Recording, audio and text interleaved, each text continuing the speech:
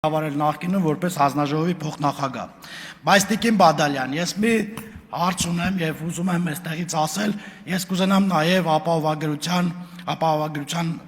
տակ գտնվող այն հիվանդությունների ցանկը, որը այս պահին նախատեսված է, հետագայում աշխատենք, որ այդ ցանկը ընդլայնենք եւ զարգացնենք, որտեղ բազմաթիվ քաղաքացիներ են դիմել մեզ, ինձ, ձեզ, բոլորիս, որպեսզի կարողանանք այդ ցանկը ավելացնել, որպեսզի իրենք էլ օգտվեն։ Սիրելի հայրենակիցներ, ես կխոսեմ մի երկու դրվագով Գեղարքունիքի մարզի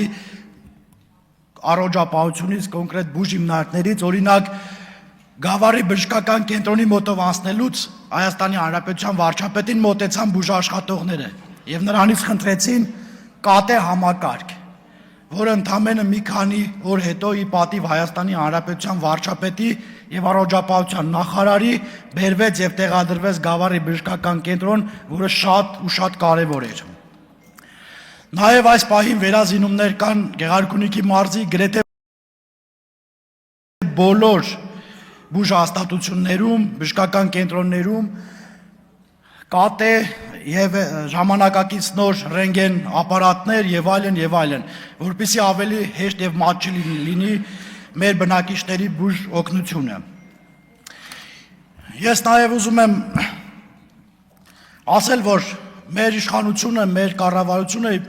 նախապատրաստել է 2027 թվականի հունվարի 1-ից, որպեսզի մինչև 200,000 դրամ աշխատավարձ ստացող Հայաստանի Հանրապետության քաղաքացին գնա եւ ոնց եք ասում, տները չծախի, որպեսզի բուժվի, այլ գնա եւ օգտվի ապահովագրությունից եւ ստանա համապատասխան բուժումը եւ չմտածի հիվանդությունների մասին։ Ես ուզում եմ ասել նաեւ, որ մենք առողջապահության նախարարության եւ կառավարության ի պատիվ վարչապետի նաեւ բարձրացվել է բուժքույրերի աշխատավարձը։ Ես գիտեմ նաեւ բուժքույրեր, որ արդեն իսկ հիփոթեկով բնակարաններ են գնել եւ դա իսկ արդեն նշանակում է, որ այսօրվա պայմաններում Հայաստանի Հանրապետությունում բուժքույրը նույնպես կարող է դառնալ տանտեր, ունենա տուն, բնակտարածք, որը եկամուտի հետ վերադարձով կարող է գնել։ Ես կուզեմ Տիկին Բադալյան, նաև մենք ուշադրություն դարձնենք նպատակային ուսուցման հետ կապված։ Նպատակային ուսուցում մենք այս պահին ունենք, բայց կուզենամ այդ քվոտաներն ավելի մեծացնենք, որտեղ ըստ էության մարզերում, մասնավորապես Գեղարքունիքի մարզում կան բժիշկների թափուր տեղեր, որոնք չեն լրանում։ Նեոնատոլոգ, երևի եթե ճիշտ եմ ասում անունը, անեսթեզոլոգ եւ այլն տարբեր բժշկական այդ հաստիկներ կան, որոնք չեն համալրվում։ Իմ կարծիքով այս նպատակային ուսուցումը, որովհետեւ ուսանողը հետ կվերադառնա եւ կաշխատի տվյալ բժշկական կենտրոնում, որտեղից որ գնացել է նպատակային ուսուցման, արդեն իսկ կունենանք մասնագիտությունները, կունենանք բժիշկները, որպեսզի որոցե խնդիր չունենան։ Ես կուզենամ նաեւ այս նպատակային ուսուցման հետ կապված մի այլ խնդիր բարձրաձայնել, ինձ են դիմել մի շարք ուսանողներ բժշկական համալսարանից, ասում են, որ իրենք գնում են արձինատուրա, այնտեղ իրենց ստաժ որպես այդպեսին համարվում է, բայց իրենք չեն վճարվում։ Եթե հնարավոր լինի նաև որոշակի գումարով իրենց վճարեն, գնում են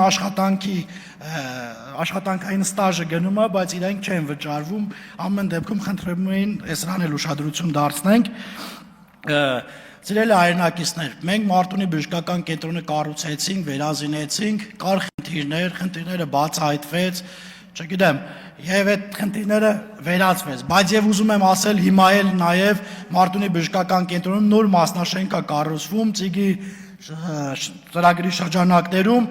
եւ այդ մասնաշենքում էլ եւս կունենանք վերազինումներ։ Մենք նախատեսում ենք ըստ փուլերի գնումա Վարդենիսի բժշկական կենտրոնը, որը պետքա 0-ից վերանորոգենք, վերակառուցենք։ Մենք Գավառի բժշկական կենտրոնը ըստ էության դարձել է անճանաչելի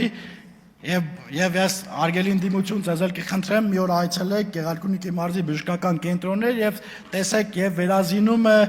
եւ աշխատողների 100 պատշաճի աշխատողների քանակը եւ ըստ էության իրենց վճարված աշխատավարձը եւ մասնագետները, որոնք նաեւ մեզ այցելում են Երևանից եւ ուզում եմ իրենց հետ շնորհակալություն հայտնել Գնացեք եւ ձեր նախարարների աշխատավարձները հաշվեք։ Ինչ վերաբերում է կամավոր ատեստավորմանը, Այո, կամավոր ատեստավորումը գործընթաց է,